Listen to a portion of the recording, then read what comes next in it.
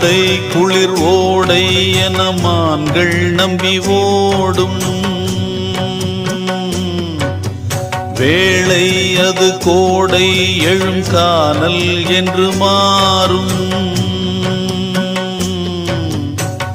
நெஞ்சோடு தோன்றுகின்ற நேசம் யாவோ நில்லாமல் ஓடுகின்ற நீர்வேகம் கண்ணோடு காணுகின்ற கோலம் யாவோ தண்ணீரில் போட்டு வைத்த கோடாகும்.